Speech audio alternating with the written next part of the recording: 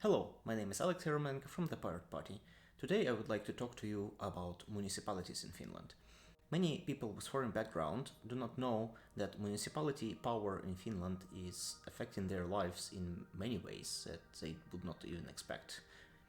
In this video, or rather a video series, I would like to describe what are the municipalities, what is their role in Finland, and how they are governed, how the decisions are made, and most importantly, what decisions are made in municipalities, how they affect your life, and how you make sure that whatever decisions are made by your municipality are in your favor. So, what are the main goals of municipality? According to Finnish legislation, municipalities shall advance the well-being of their residents and the vitality of their respective areas, and shall arrange services for their residents in a way that is financially, socially, and environmentally sustainable. This is a quote from non-official translation of Local Government Act of Finland. So, to summarize what municipalities do in Finland, first and foremost, they organize mandatory and voluntary or extra services to their residents. They advance well-being of the region and health services for residents.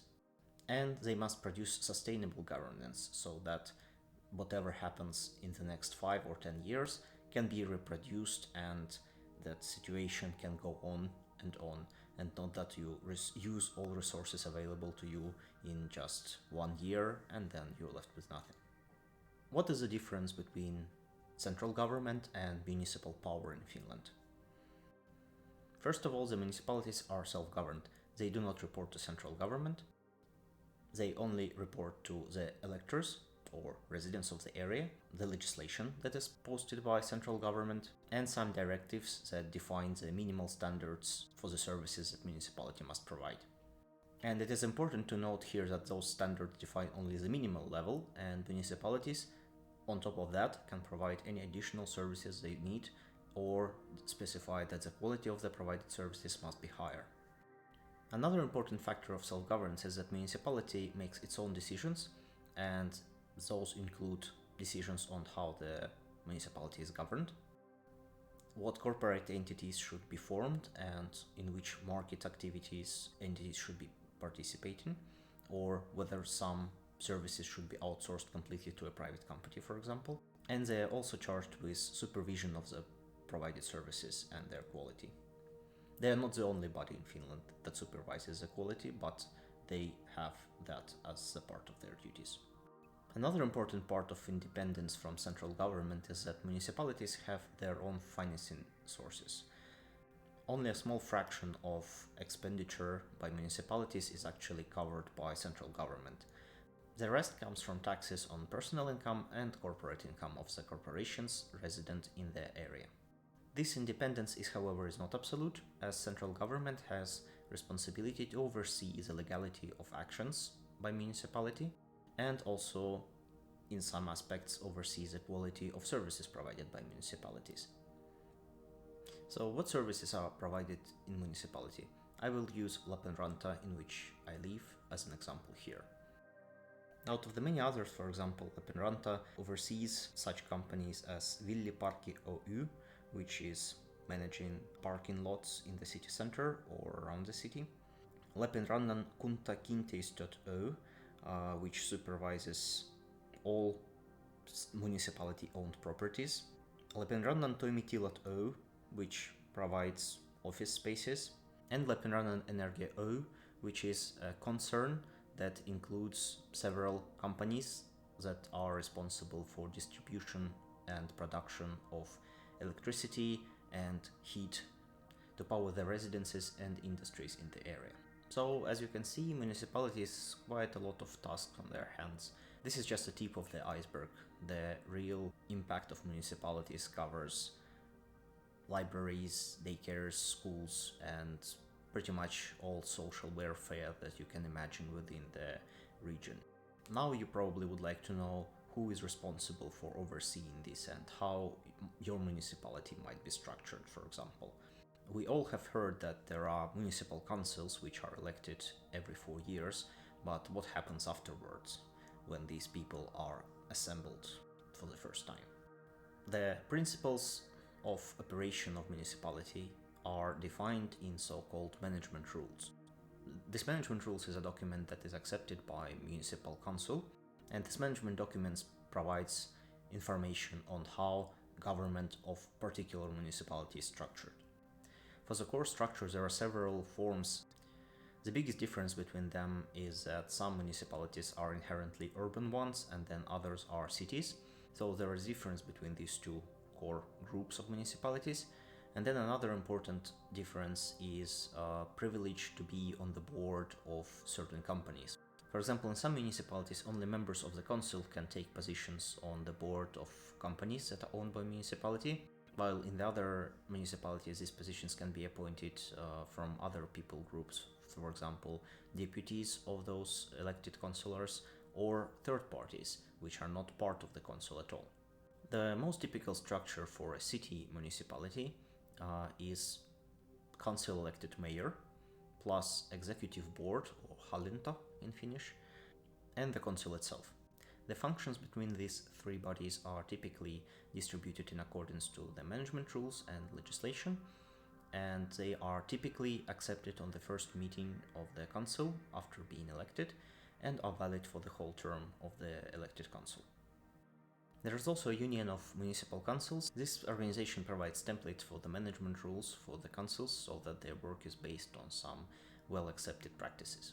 Let's talk a little bit about the distribution of roles. For example, in Lappeenranta, the city government manages the city operations, administration, and economy.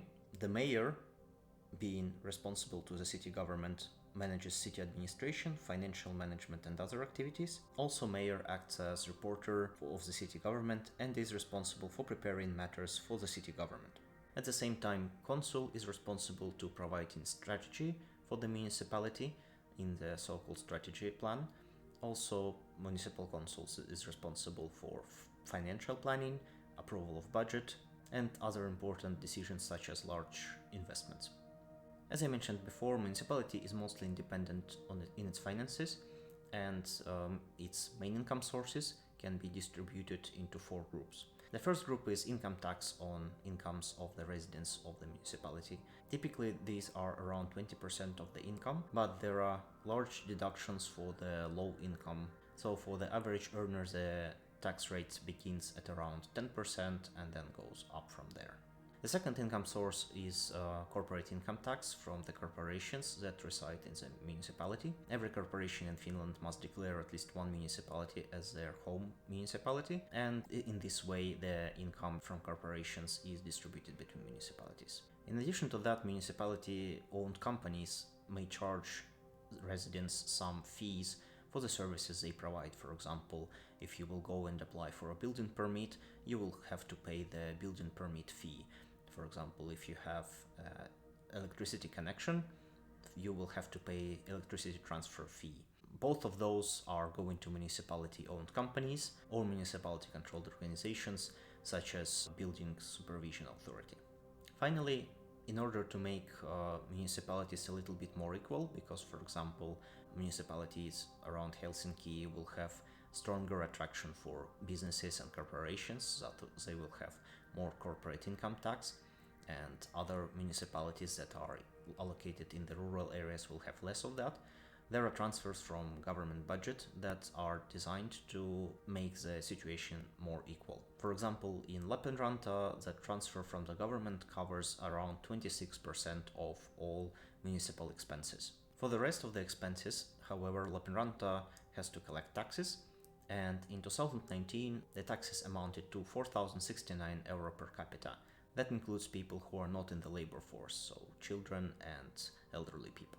Now, the most important question you might be asking, well, if I pay all this money, where does it go?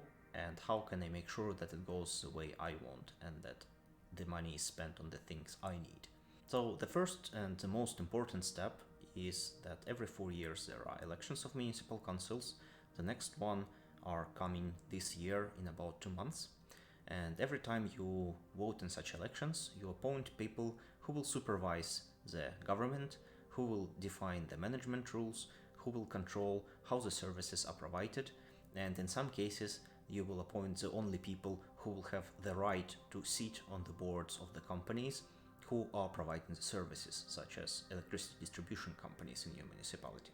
So whenever you make such decision, you must ask your potential candidate what they are planning to do with this power and how they are going to vote, for example, for increasing or decreasing price of electricity transfer or heating costs in your municipality, whether they support building more schools or less schools, whether they think that schools are well maintained or whether they need some extra money, whether your social care services such as daycare and care for elderly people is provided to a standard, or that more can be done in addition to what is required by government of the Republic. And once you know the opinions of different candidates, you can choose the one that fits your personal views most.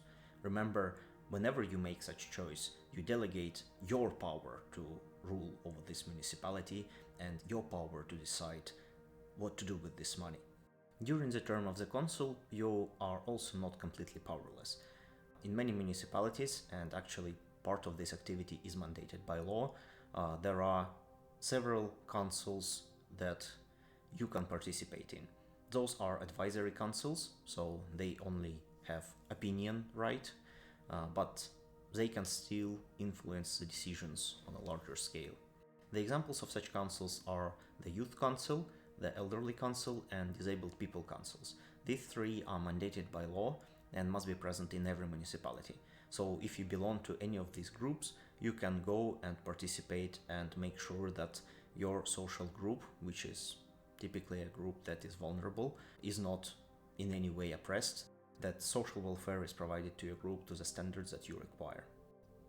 In addition to these three, there are also typically local area councils. For example, in Lappeenranta there are several councils that cover different parts of the city, and residents who live in those areas might participate in the activities of those councils and provide their opinions on such matters as changing zoning and building plans in the areas where they live, for example, to prevent replacement of parks and green areas with residential buildings, and also to report whether the quality of services in the local area is up to a standard. For example, if you feel like your area's schools are not very well performing and that they are underfunded, and you have very good reasons to request more money for a school or build a new school in your area or a daycare center, then you can use these local councils to inform city that there is a problem in your area.